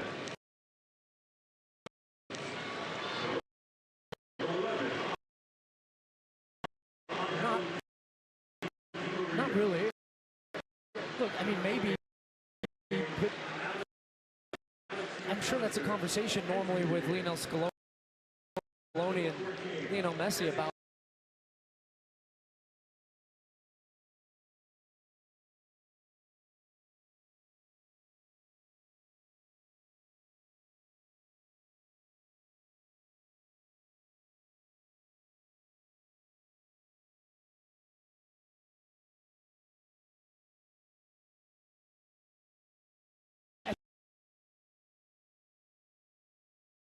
I think it also just speaks to the pure frustration of this Canadian team throughout this game. And DePaul's done this a couple of times. Look, he's done it. He does a good job getting his body in the way. He goes down, wins the foul, and then here you go. Look, boom, kick the ball right into his back. Clear yellow card. Are the Canadians frustrated, do you think, at Argentina, at the referee, or at themselves? Yes. Not the night that Jesse Marsh was hoping for. He does get a lovely parting gift for his first major tournament in charge of Canada. Coming right over to him right now. Look, bottom right of your screen. DePaul is coming over, having a couple of words with Jesse Marsh. Now the fourth official stepping in between them.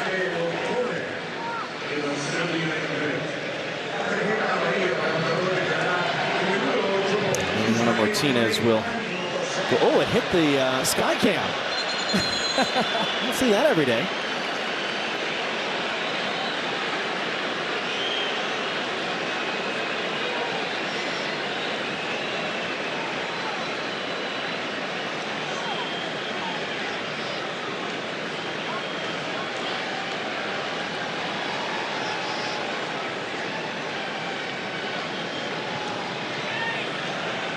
So 10 minutes to go for Argentina to add a third and make it look good on the scoreboard, or for Canada maybe, just maybe, to do what the Dutch did, do what the French did at the World Cup and cause some chaos late from a 2-0 hole. Winner going to Miami for the final on Sunday. The loser still has a game to play. The third place playoff. Offside flag comes up, which is interesting.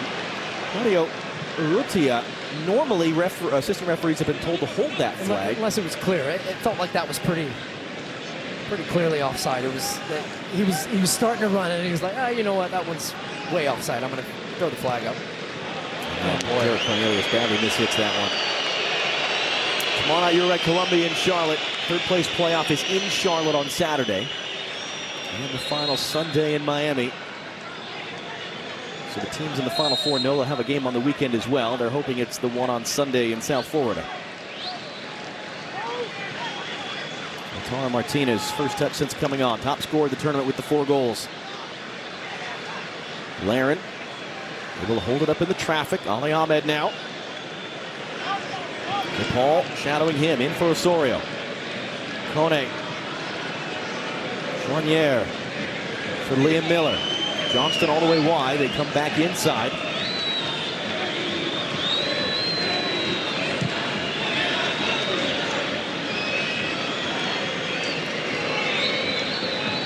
We're seeing the usual defensive shape for Argentina in the game. Back 5. Ahmed, you get a cross off. Trips over the ball, being hounded now, needs some help. Trying to knock that off of Romero for a throw, and it's cleared.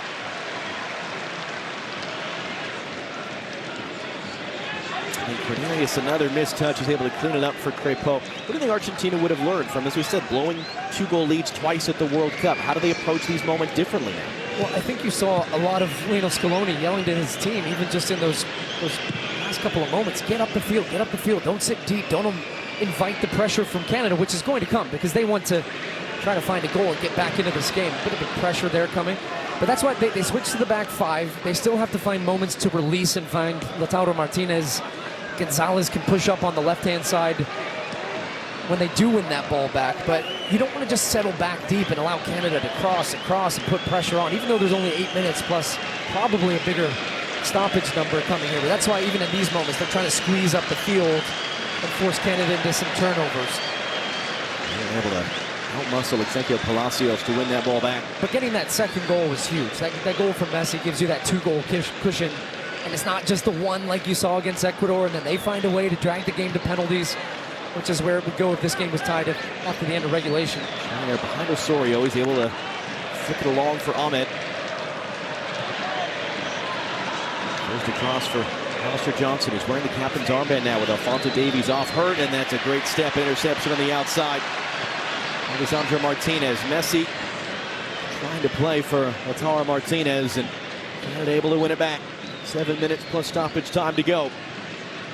And this great night, this wonderful occasion.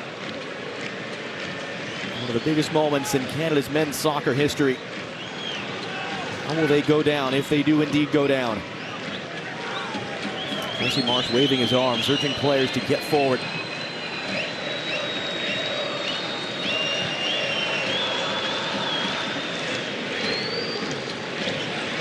Miller driving inside. Osorio able to turn with it. Osorio wide for Ahmed. Back for Miller. Miller crossing back post. Laren couldn't do anything with that.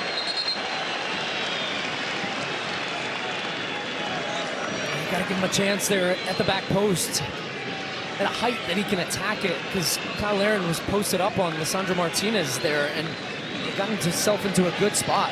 Miller has a lot of time to deliver this ball, just floats it too high, and then it's drifting away. He's trying to reach for it. Ends up making a bit of contact with Martinez at the end, but look how he's got his hands on him.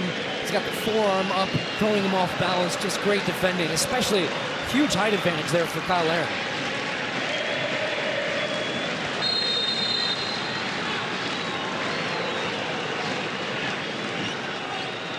Take their time now, Argentina. Push the bodies up, and you see the flag in the side of Emiliano Martinez's head. It is, in fact, Independence Day in Argentina, July 9th. Marking the date in 1816. They declared independence from Spain. So some patriotism from Argentina's goalkeeper, who looks set for a third final in 3 tournaments as their starting goalkeeper. Lautaro Martinez commits that foul on Choinière. With 5 minutes to go.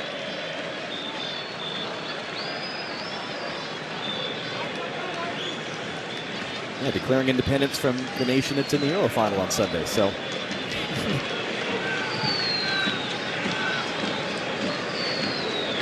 a common theme of these South American nations. That's why their Continental Cup competition is called the Copa Libertadores, the Cup of the Liberators from Spanish rule in the 19th century. DePaul wants to send this long, and Laren sliding through as Messi was making the run furthest forward. Now they're doing exactly what they want to do and how they finish off a game. They're disrupting Canada's play, making fouls when they need to, slowing the game down, playing out of pressure, now in possession, knocking the ball around. Some tired Canadian bodies out there now just chasing shadows, trying to get back in possession. The field, Liam Miller's going to pick it up. Miller has Laren, takes it himself, puts it up in the stands. That sums up Canada's night, really, where you feel it might open up. Here comes an opportunity. Here's some space. Here comes a shot, just lacking that quality, which you would expect. Look, this is the best team in the world, Argentina. And this is a Canadian team that finds themselves in a Copa America semifinal. They've only scored 2 goals, though, in this tournament to get to this point. Get by Venezuela on penalty kicks. But it's clear they just don't have the depth, first of all, to compete with a team like this in Argentina. They had to play a near-perfect game. Jesse Marsh said that. You could see that on the field as well. In the moments where they needed the quality, they just didn't have it tonight. Vito lumps it forward. Couldn't get it past Lisandro Martinez. In the middle again. Osorio, oh boy, big bump that there should be a yellow with card, Molina. Donovan Osorio is down. Referee letting Ali Ahmed play on. He gets around the challenge of Molina. DePaul stuffs it. And now DePaul trying to turn the corner. Choinière slides through and needs to figure out where that ball is. Osorio back to his feet. Kone taken off it. Enzo Fernandez. Fernandez had that block by Liam Miller. Now Canada's really chasing with whatever they have left in the tank on a very warm, humid night. Messi, Cornelius just held his ground. He's going to get a yellow card for Molina, and he should. That was a pretty nasty, resemble a check into the boards here. As Nazário released that ball, he just laid one on him. Is that our quote of hockey references for the night? That's 3 in total. Is that 3? Okay, yeah. I missed your second one. Well, Molina, not one of the players at risk of suspension for the final. The yellow card accumulation. And a reminder, Sunday on Fox, it is the summer's major soccer tournaments coming to a close. Begin the day in Berlin, the Euro final at 2 p.m. Eastern, 11 a.m. Pacific. Followed by the Copa America final from Miami, 7 Eastern, 4 Pacific. Live on Fox. Look set for, we know Spain for sure. Argentina, barring something crazy. Will it be the Dutch or the English in Berlin? Will it be Colombia or Uruguay in Miami? And we'll find that out tomorrow with another day-night doubleheader. Again, it's a giveaway. Kyle Larin hands it off. Alvarez kick save Martinez. And it falls kindly into his hands. And he will celebrate his second save of the entire night. His 9th of the tournament. Just a bad turnover in the end. And no need to invite that pressure and even potentially crack the door open for Canada here. They've kept them far away for their goal. And Martinez, look at that. It takes that little backspin because it comes off the bottom of his leg here. As he was going down to the right, he was anticipating that's where the ball was going to go. And I mean, how easily that comes underneath his leg and skips through. When you think about the Messi goal, the little touch and it comes off Crépeau's face instead of being saved. It's these little tiny moments that have such an outsized effect. Ali Ahmed might have just nutmegged Lionel Messi. We'll find out on the replay. 30 seconds plus stoppage time to go. Ismael Kone carrying forward. Is there a last-ditch effort from Canada? Long switch to Ahmed. Ahmed trying to find the space. Molina on a yellow card, cuts it back for Osorio. Osorio's cross is headed just wide. It was Oluwaseyi again as Larin got out of the way of it. Wow, Canada really created a couple of good chances here. That last one, and they both fall into Oluwaseyi here, and this is a wonderful ball across. Great work from Ahmed initially beating his defender. That opens up the space now. Nice run down the channel where Molina had stepped out of the gap, and the ball's hit across so hard across the box there that all you have to do is redirect it on target. And that's what he's trying to do. He just glances it too far past the post. My goodness, that would have been a wild finish had that one gone in. Fine margins again. Larin lets it go. Oluwaseyi has a long time to look at it coming across. He does the right thing. You see him try to redirect it down into the ground and stay over the top of it and give it a chance. Well, our stopwatch in the booth suggests it should have been more than 4 minutes. The stopwatch on Canada's bench suggests it should have been more than 4 minutes. At this point, they're just kind of smiling and laughing and rolling their eyes. Yeah, but it is 4 added minutes we'll play. Molina earlier, boom. Shoulder right into Osorio's chest. That's what got him the yellow card. So 3 minutes still to go. Canada in need of 2 goals. Else the party will start, and it won't stop until Sunday night in Miami. To be fair, the party's been going on since 2.5 weeks ago in Atlanta.